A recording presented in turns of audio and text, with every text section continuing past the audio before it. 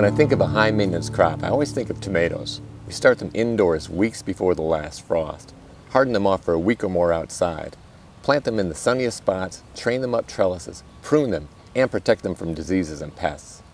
Though we're happy to go to these lengths for homegrown tomatoes, I can't imagine putting in this much time and effort into all of our crops. We simply wouldn't have time to do anything else. Fortunately, not all crops are so high maintenance. In fact, in pursuit of our goal of growing a lot of food without spending much money or working very hard, we grow a number of very low maintenance crops that are both inexpensive to grow and very easy to grow. Today I'll talk about 10 of them. Let's start with 2 of our favorite fruit crops. Blackberries are one of the easiest crops to grow in our garden. They're perennial and self-propagating. A one-time investment in a plant more than 20 years ago has kept us in berries ever since. Our blackberries are currently flowering and will bear fruit in July. All we do to take care of them is to prune them and mulch them. And because we get a good amount of rain here, we only water occasionally. We let our plants grow taller than recommended because they're in a shaded area and the extra height gives them more access to the sun. To conserve water and nourish the soil, we mulch underneath our plants with autumn leaves and free wood chips. The mulch, shade, and moisture underneath the plants create the perfect environment to grow our wine-cap mushrooms. Finally, our blackberries have never had any disease problems, and the only competitors for the fruit are birds that occasionally eat them. If the birds were more of a nuisance, we'd use bird netting to protect the berries. All told, I can't imagine that we spend more than a couple hours a year taking care of our blackberries. Strawberries are another great example of a low-maintenance, self-propagating perennial fruit. We've grown June-bearing strawberries for years. And this spring we planted 25 bare-root TriStar strawberries. With very little work and even less expense, we'll have June-bearing and ever-bearing TriStar strawberries for as long as we want them. All we do to take care of these strawberries is keep the bed covered with mulch, prune some of the runners, and replace some of the old plants every few years with new plants propagated from the runners. In addition to that, we water the bed occasionally. In return, these ever-bearing strawberries will give us fresh fruit from spring through fall for many years to come. Birds and squirrels sometimes eat our strawberries, but fortunately the problem hasn't been bad enough that we've had to take preventive measures, like covering the strawberries with bird netting. Now let's take a look at 2 perennial herbs that may be the lowest maintenance crops that we grow. The first is oregano. We planted oregano here many years ago and have enjoyed fresh oregano from spring to fall every year since. We keep the area mulched with leaves and wood chips, and we get enough rain that we never have to water the plants. Other than regular harvest, the only thing we do that might be considered work is to pull some of the plants up from the roots to keep the oregano from spreading too much. I've never noticed any diseases or pest problems with these plants. Everything I just said also applies equally to chives. They're perennial. We mulch them, never water them, occasionally pull a plant to keep them from spreading too much, and I've never noticed any pest or disease issues. Here in Zone 5, one of the easiest ways to grow more food is to simply grow more cool weather crops before the last frost and after the first frost. The next 3 low maintenance crops all thrive in cool weather and are easy to grow and very inexpensive to grow.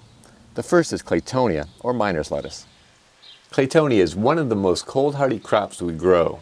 It comes back year after year without having to be planted. But unlike the other crops we've discussed so far, it's not a perennial. Instead, it's a very prolific self-sowing annual. All the Claytonia you see here was self-sown by last year's crop. It grows so fast in the spring we can't possibly eat it all. So we let the unharvested plants drop their seeds and decompose in place. These seeds will produce new seedlings late this summer or in the fall. Because Claytonia is such a prolific self-sower, we've had nearly a decade of harvest from a single seed package. We rarely water it except when new seedlings emerge. It grows very well in our homemade compost and mulch, and there have been very few pest and disease problems. All in all, you can't beat Claytonia as a low-maintenance crop. Like Claytonia, mustard greens are a very prolific self-sower. Every year we let some plants go to seed and drop the seeds in our garden. And like clockwork, we have new plants emerge every spring and fall. They typically don't require much watering beyond our usually ample rainfall, are relatively pest and disease free, and thrive with just annual applications of mulch and compost. The last low maintenance, cool weather green I'll talk about today is red vein sorrel, which is one of our most prolific greens. It's not only perennial, but it's also an aggressive self-sower. So the only real work we do in growing red vein sorrel is to try to keep it from spreading too much. It produces in spring, summer, fall, and even through much of the winter when grown under cover. Unlike our other low maintenance crops, it has no significant pest or disease issues and no nutrient requirements beyond compost and mulch. Another perennial that ticks all of the low maintenance boxes is Egyptian walking onions.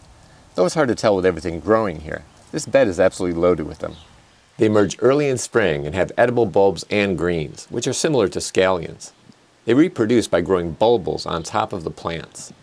The weight of the bulbils eventually causes the plants to topple over, and the bulbils take root to produce new onions. They require essentially no work other than harvesting enough onions to prevent them from taking over the garden. We've never seen any signs of pest or disease issues with our Egyptian walking onions.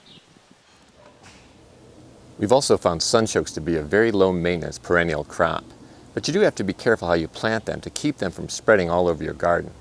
We planted ours in a small raised bed, and every spring we look around the bed and remove any stray sunchokes that have made their way into the pathway. Sunchokes are a type of sunflower that produces edible tubers. The plants grow to about 12 feet tall, and we harvest tubers mostly in the fall and through the winter. Sunchokes couldn't be easier to grow. If anything, you have to work a little bit to keep them from growing too much. I dug up this one today because it made its way outside of the raised bed.